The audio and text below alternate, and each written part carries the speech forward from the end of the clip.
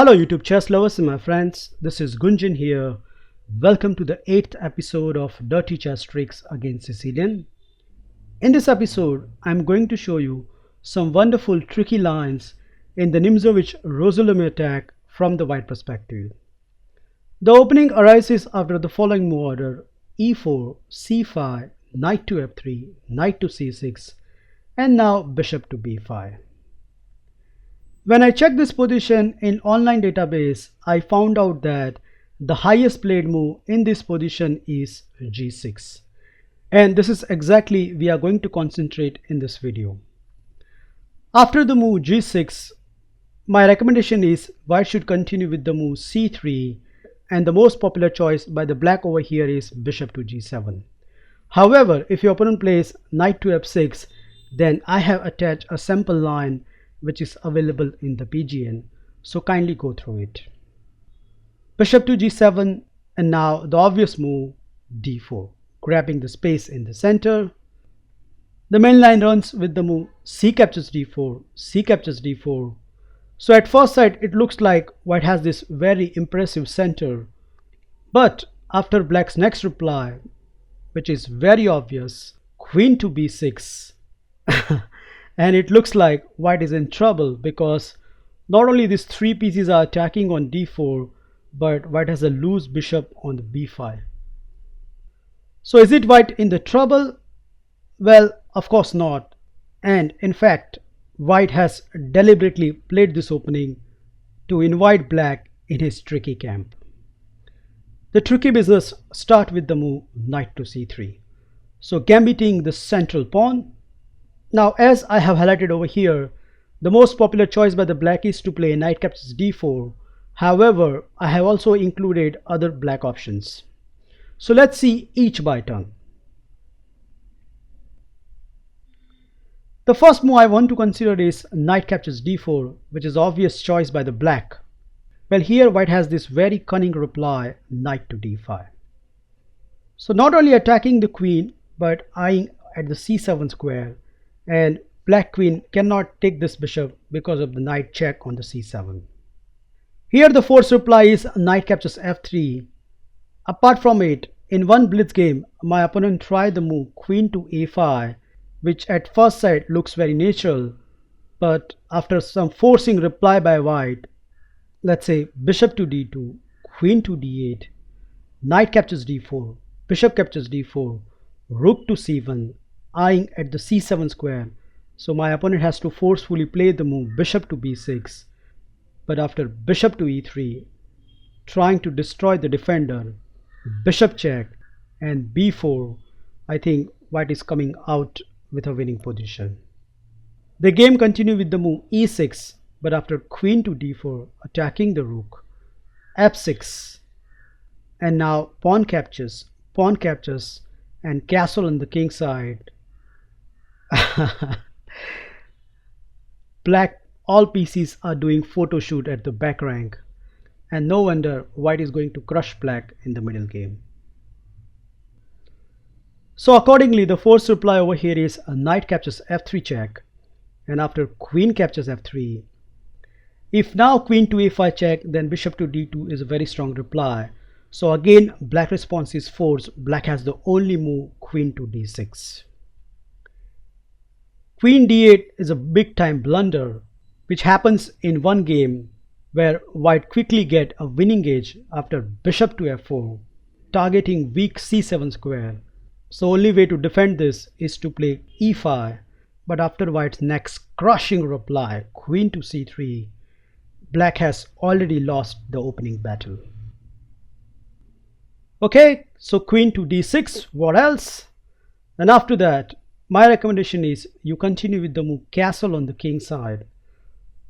And kindly note, black doesn't have time to play the move e6 because then bishop to f4 is a very strong reply by white. So again, black has to stop bishop f4, and the only good way to stop it is to play bishop to e5. I reached this position against a FIDE master in online FIDE chess arena, and I think this is one of the model games which highlight what kind of danger black has fallen into. Here I continue with the move rook to d1, so trying to get a discover attack on the queen.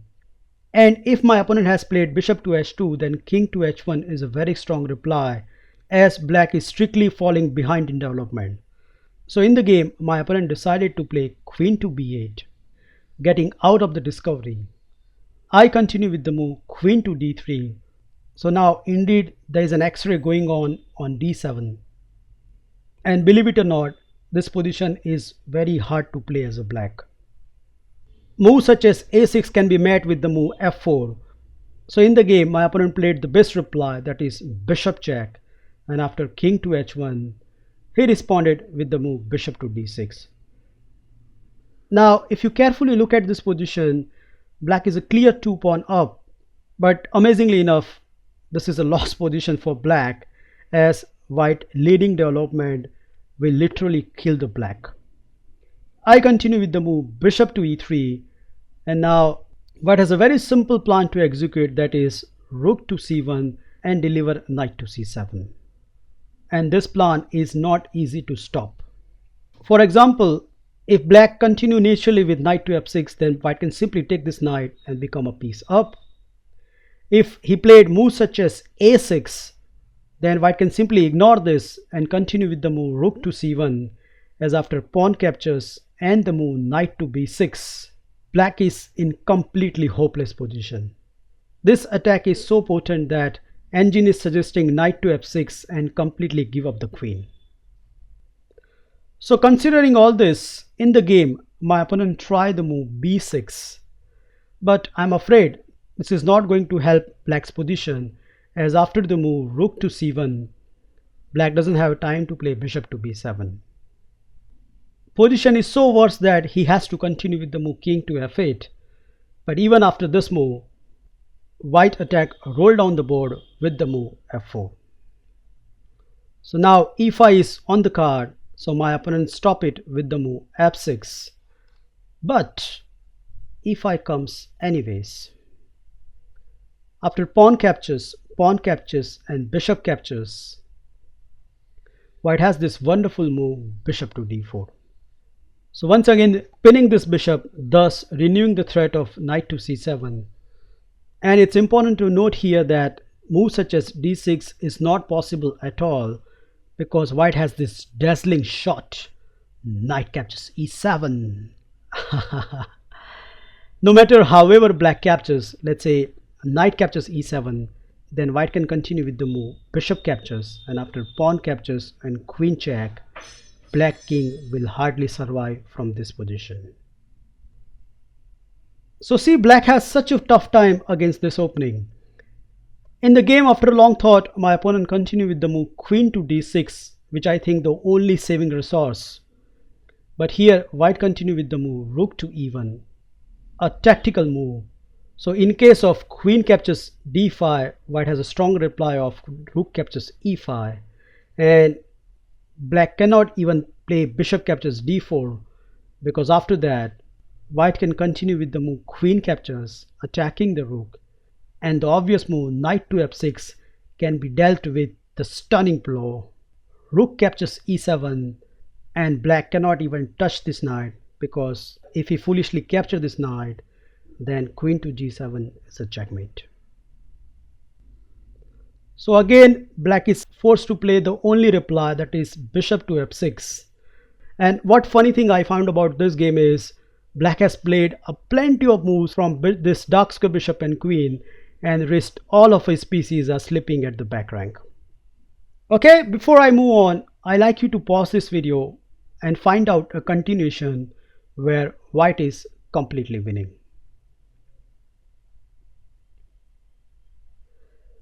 Okay, I hope you find this wonderful reply, that is knight captures f6, knight captures f6, and now the deciding blow. Yup, bishop captures f6. Black cannot take this bishop either way. So in the game, he tried the move queen captures d3, but then comes bishop check, king to f7, and now simple bishop captures d3, and white emerged with extra piece. So I think this model game has given you the great insight how white should continue against various options when black responds with the move knight captures d4.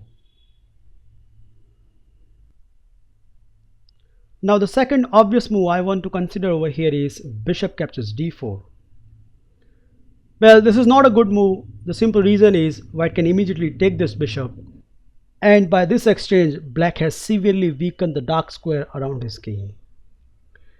Here if black continue with the move knight captures d4, then bishop to e3 is a very strong reply. So only good move over here is queen captures d4. Afterwards white should avoid this queen exchange and continue with the move queen to e2. Okay, main line continue with the move knight to f6. And now white should highlight the problem in the black camp by throwing up that dark square bishop with the move bishop to h6. So in near distance future black cannot even castle, and this gives all the time in the world to build up an attack. I like to show you one of my blitz game against a 2000 rated player where my opponent continued with the move a6, attacking the bishop. First I get the tempo with the move rook to d1, attacking his queen. He responded with the move queen to e5, and now I simply responded with the move bishop to c4. If knight to d4, then queen to d2 is a very strong reply. So in the game my opponent played the move d6. So maybe his idea is to take this light square bishop out and then castle on the queen side. But I'm afraid this plan is too slow, and this is never going to happen because of white next forcing continuation. Before I move on, I like you to pause this video and find out what is the continuation here which stopped black to castle on the queen side. Did you find it? Let's see. The sequence starts with the move bishop to g7, attacking the rook, rook to g8.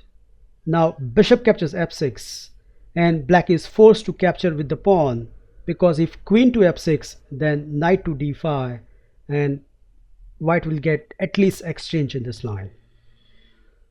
So ef6 is forced, and after that white should continue with the move knight to d5. So again, looking at the c7 square, king to d8 allows white to launch all the devastation after castle. So in the game my opponent played the safest option, that is king to f8, but then the game continued with the move f4, hitting the queen, queen to h5. Again we should not exchange the queen because we are on the attacking position, so I continue with the move queen to e3, and after bishop to g4 I calmly played rook to d2.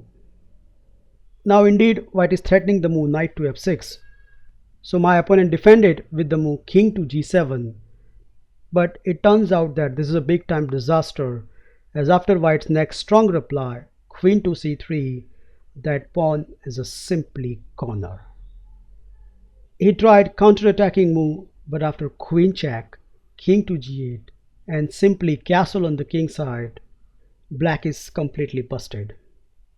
Rook to e4 happened, but then queen captures d6.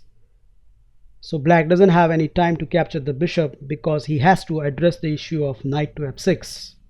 So he tried the move rook to e6, but this allows a favorable exchange, that is queen captures e6, bishop captures, knight check, regaining the queen with a superior position, because after king to h8, knight captures queen. Still black is attacking two spots, but this is not a big deal as white has this move in the picture, rook to c1, attacking the bishop, and after bishop captures a2 and the move knight to f6, white emerged with an extra exchange. The third move I want to consider is e6. Well, if black is not going to grab this pawn, then of course white is going to consolidate his center with the move bishop to e3. And now two moves has been tried from this position. Amongst them, the only accurate reply is knight g to e7. Against this, my recommendation is you continue with the move castle on the king side, and after the move d5, white should continue with the move bishop captures, knight, pawn captures, knight to e4, attacking the queen, queen to h8, knight captures, queen. So black is attacking two spots, but this is not a big deal as white has this move in the picture, rook to c1, attacking the bishop, and after bishop captures a2 and the move knight to f6, white emerged with an extra exchange. The fourth move I want to consider is e7. Well, if black is not going to grab this pawn, then of course white is going to consolidate his center with the move bishop to e3. And now queen to c7, and now e5, where white has a clear-cut sitting target on the c6, where on the counterpart, black doesn't have any concrete plan to play. If black is not familiar in this position, then he can obviously play this blunder move a6, which happens in the few games, where white has stamped his advantage immediately with the move d5, attacking the queen, queen to a5, and now bishop to e2. So black has a hanging knight.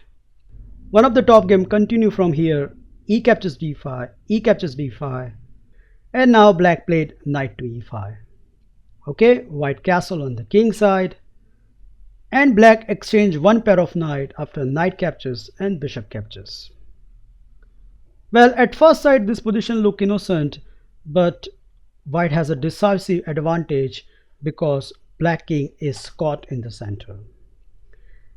If d6, then bishop to f4 is a very strong reply, so black blocked the file with the move knight to e7, but then white continued with the move bishop to g5, so stopping black to castle on the king side. Maybe black thought that after the move f6 he has a very acceptable position, but I'm afraid after white's next reply d6, black has wake up from his dreamland. If fg5, then rook to e1 is a very strong reply, so in the game black continued with the move knight to f5, but after rook check, black has to forcefully play the move king to f8. After this, the game finished very quickly. White continued with the move bishop to d2, trying to get a discovery on the queen. Black responds with the move queen to b6, attacking b2. And now white played a strong reply, knight to d5. Queen obviously cannot take this d6 pawn because of the move bishop to b4, trapping the baby. So in the game, black decided to play queen captures b2, but after bishop to c3, queen to a3, and the move queen to e2, black is completely busted. He tried king to f7, but after knight to c7, attacking the rook, rook to b8, and now white delivered this easy checkmate, bishop to c4, king to f8, and now queen to e1 is a checkmate. So that was a 23 moves miniature by the white, which highlight why e6 is not a good choice for the black. Last but not least, what happens if your opponent plays a6, which recently comes into the picture? Well, I think it's not a big deal because white should continue with the move bishop to e2, and now if allowed, then as usual white is going to consolidate his center with the move bishop to e3. So if black is hoping for any advantage, then he has to grab this pawn, and the best way to grab is to play knight captures d4. But after that, this is an upgrade version of the line which we have seen earlier, because here white will continue with the move knight to d5, attacking the queen, knight to f3 check, bishop to f3, queen to d6, and this time around white has this superior move bishop to f4, and no matter however black plays, he get lost position in the opening. If e5, then bishop to g5 is a very strong reply.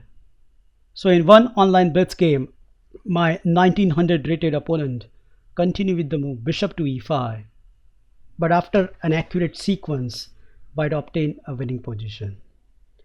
Before I show it to you, I want to calculate by own how white should continue from here onwards.